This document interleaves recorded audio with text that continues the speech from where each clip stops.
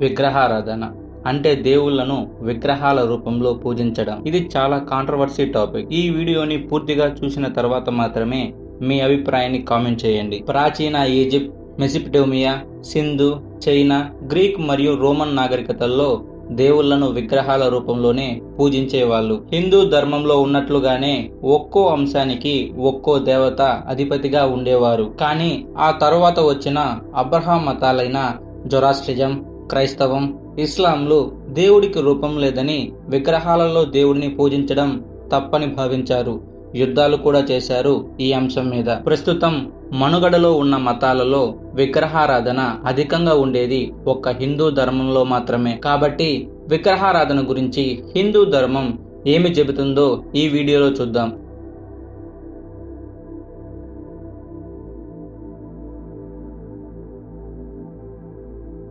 హిందూ ధర్మంలో ఆలయాలకు ఒక ప్రత్యేకమైన స్థానం ఉంది. ఇవి ఆధ్యాత్మిక కేంద్రాలుగా మాత్రమే కాకుండా వర్తక, వ్యాపార, వైజ్ఞానిక, ఖగోళ అంశాలకు కేంద్రంగా ఉండేవి. ఆలయాలను నిర్మించడం కోసం ఒక ప్రత్యేకమైన ఆగమ శాస్త్రాన్ని హిందూ ఋషులు ఏర్పాటు చేశారు. ఆలయ నిర్మాణంలో ప్రతి అంశంలో వైజ్ఞానికతను, విజ్ఞానాన్ని పొందుపరిచారు ఋషులు.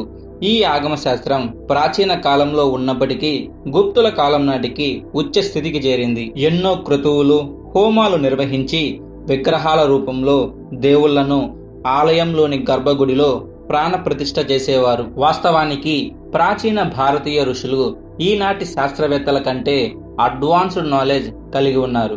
అలాంటి వారికి తెలియదా దేవుళ్లకు రూపం లేదని? ఇక్కడే ఋషులు మనుషుల యొక్క మెంటాలిటీని బాగా అర్థం చేసుకున్నారు. ఇప్పుడు నేను చెప్పబోయే అంశాన్ని చాలా జాగ్రత్తగా వినండి. ఈ ప్రపంచంలో మానవులందరికీ ఒకేలాంటి ఐక్యూ ఉందా?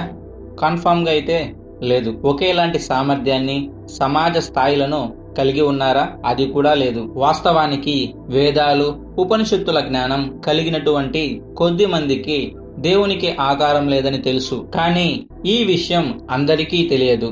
ఒకవేళ తెలిసినా మనుషుల మెంటాలిటీ ఏందంటే కనిపించని దేవునికి లేదా అసలు ఉన్నాడో లేడో అనే దేవుడికి భయపడాల్సిన అవసరం ఏముంది అని విచ్చలవిడిగా బ్రతికే అవకాశం ఉంది. నిజానికి అలాగే బ్రతుకుతారు కూడా ఈ మనుషులు. కానీ అదే దేవుడికి ఒక ఆలయం నిర్మించి విగ్రహ రూపంలో ప్రతిష్ఠిస్తే ఆలయంలోకి ప్రవేశించడం వెంటనే అక్కడ ఉన్న ఆధ్యాత్మిక పరిస్థితి చూసి ఎక్కడో తెలియని ఒక భయం ఏర్పడుతుంది మనిషిలో.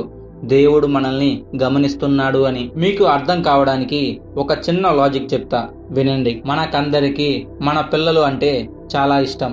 మీ పిల్లల రూపం తెలియకుండా మీరు చూపించే ప్రేమలో మీ బిడ్డలను చేతులలో తీసుకొని ముద్దు పెట్టుకొని ఆప్యాయతతో కౌగలించుకున్నప్పుడు కలిగే ప్రేమలో ఎంత తేడా ఉందో గమనించండి. ప్రత్యక్ష అనుభవం అందుకే అవసరం. మనుషుల యొక్క ఈ బలహీనతనే ఋషులు గమనించారు. అందుకే దేవుణ్ణి విగ్రహాల రూపంలో ఆలయాలలో ఋషులు ప్రతిష్ఠించారు. ఎంతటి నాస్తికుడికైనా ఆలయాల గర్భగుడిలోకి వెళ్లి విగ్రహాన్ని సందర్శించినప్పుడు ఏదో తెలియని భావం, దేవుడు ఉన్నాడనే భావన కొంచెమైనా కలుగుతుంది. ఇంకో ముఖ్యమైన విషయం, హిందువులు అక్కడ విగ్రహాలను పూజించడం లేదు, విగ్రహాల వెనుకున్న దేవుణ్ణి పూజిస్తున్నారు. చాలా మందికి తెలియని విషయం ఏమిటంటే దేవుణ్ణి నిరాకారుడు అంటారు.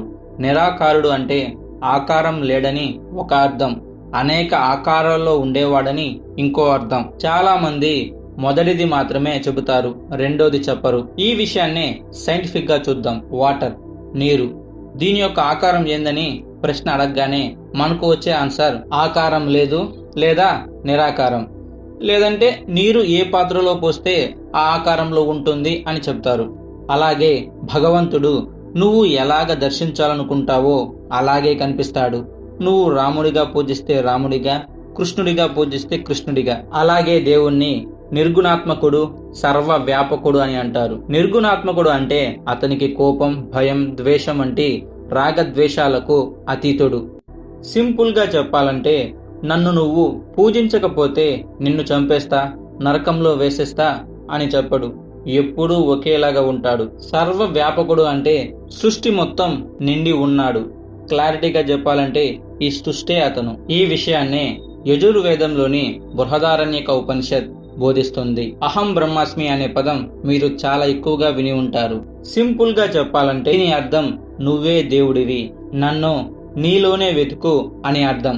ఈ విషయాన్ని శాస్త్రబద్ధంగా జగద్గురు ఆదిశంకరులు బోధించారు, వాదించారు కూడా. భగవద్గీతలో కూడా శ్రీకృష్ణుడు నీవు ఏ రూపంలో పూజిస్తే ఆ రూపంలోనే కనిపిస్తా, అనుగ్రహిస్తా అని చెప్పాడు. హిందువులు శివుడిని లింగ రూపంలో పూజిస్తారు. లింగ రూపం యొక్క అర్థం నిరాకారం, అంటే ఆకారం లేదని అర్థం.